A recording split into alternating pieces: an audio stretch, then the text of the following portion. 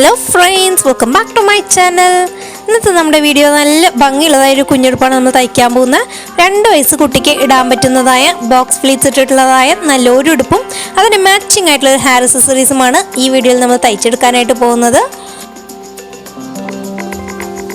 ഇന്നത്തെ വീഡിയോയിൽ ഒരു ബ്ലാക്കും പിങ്കും കോമ്പിനേഷനുള്ള ഫ്രോക്കാണ്. ബ്ലാക്ക് പ്ലെയിൻ തുണിയാണ് നമ്മൾ യോക്ക് പാർട്ടിലേക്ക് എടുത്തിട്ടുള്ളത്. ബോട്ടം പാർട്ടിലേക്ക് പിങ്കിൽ ചെറുതായിട്ട് ബ്ലാക്ക് സ്ട്രൈപ്സ് ഉണ്ട്. വീഡിയോയിൽ അത്ര ക്ലിയർ ആയിട്ട് കാണുന്നില്ല.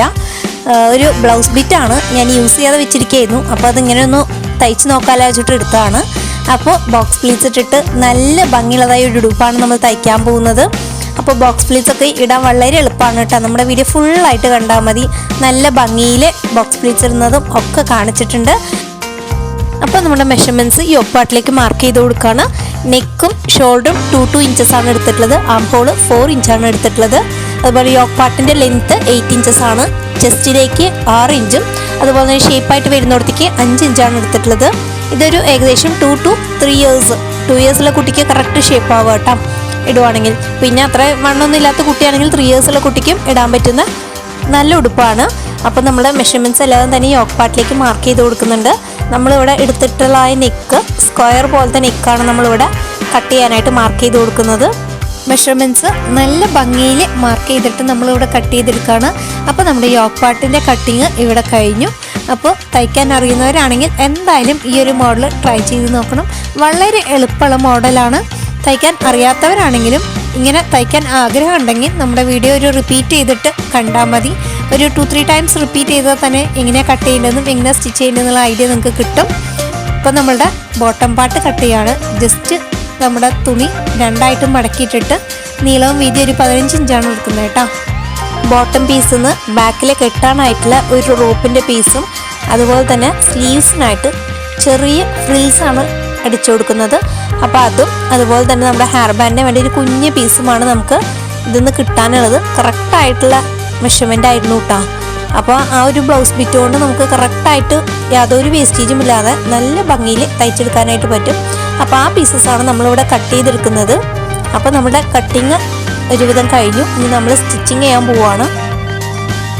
ഞാനൊരു പ്രൊഫഷണൽ ടൈലർ ഒന്നല്ല, എങ്കിലും നമ്മുടെ സാഹചര്യങ്ങൾ നമ്മളെ പലതും പഠിപ്പിക്കില്ലേ, അങ്ങനെ പഠിച്ചതായൊരു സ്കില്ലാണ്. ഈ സ്കില്ല് ഇപ്പോൾ എനിക്ക് വളരെ യൂസ്ഫുള്ളാണ്. എനിക്ക് നല്ലൊരു എമൗണ്ട് ഈ സ്കില്ലിലൂടെയൊക്കെ സേവ് ചെയ്യാൻ പറ്റുന്നുണ്ട്. അതുമാത്രമല്ല എനിക്ക് ഇഷ്ടമുള്ളതായ ഡ്രസ്സ് ഇഷ്ടമുള്ള മോഡലിലേക്ക് തയ്ക്കാനും പറ്റുന്നുണ്ട്. അതിൽ ഞാൻ ഒത്തിരി ഹാപ്പിയാണ്.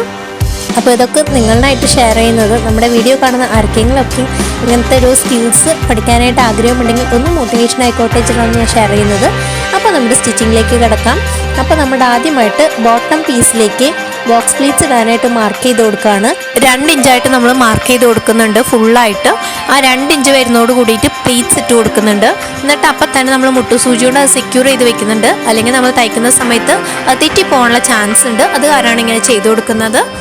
അപ്പോൾ നമ്മുടെ പ്ലീറ്റ്സ് ഇവിടെ കംപ്ലീറ്റ് ആയി.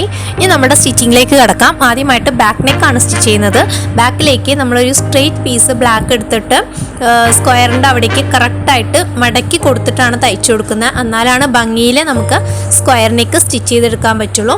അതുപോലെ തന്നെ ഫ്രണ്ടിലേക്ക് നമ്മളൊരു ലേസാണ് അറ്റാച്ച് ചെയ്തെടുക്കുന്നത്. അപ്പോൾ ആ ലേസ് ആദ്യം സ്ട്രെയിറ്റ് പീസിലേക്ക് അറ്റാച്ച് ചെയ്തിട്ടാണ് നമ്മൾ തുന്നി കൊടുക്കുന്നത്. അപ്പോൾ നമുക്ക് ഭംഗിയുള്ളതായ ഫ്രണ്ട് നെക്കും കിട്ടും. അങ്ങനെ നമ്മൾ 2 നെക്സും സ്റ്റിച്ച് ചെയ്തതിന് ശേഷം ഷോൾഡേഴ്സ് ജോയിൻ ചെയ്ത് കൊടുക്കുന്നുണ്ട്.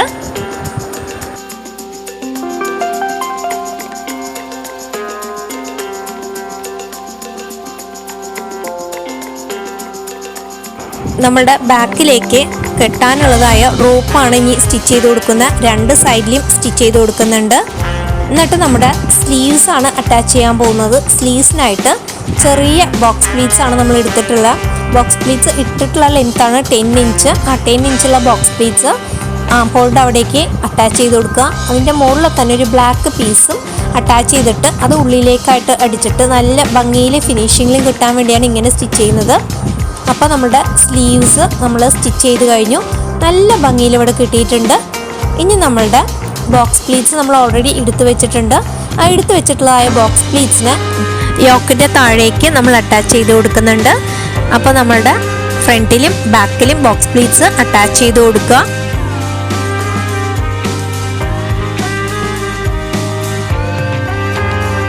ബാക്കിലേക്ക് ചെറിയൊരു ഓപ്പണിംഗ് കൊടുക്കുന്നുണ്ട് ഹുക്ക് വെക്കാനായിട്ട്. അപ്പോൾ ഇത്രയും അടിച്ചു കഴിഞ്ഞതിന് ശേഷം മടക്കിയിട്ടിട്ട് ചെറുതായിട്ടൊന്ന് കട്ട് ചെയ്ത് കൊടുക്കുന്നുണ്ട്. എന്നിട്ടൊരു പീസ് തുണി വെച്ചിട്ട് അടിച്ചിട്ട് മടക്കി അടിച്ചു കഴിഞ്ഞാൽ നമ്മളുടെ ഭംഗിയുള്ളതായ ബാക്കിലത്തെ ഓപ്പണിംഗ് കിട്ടിക്കഴിഞ്ഞു.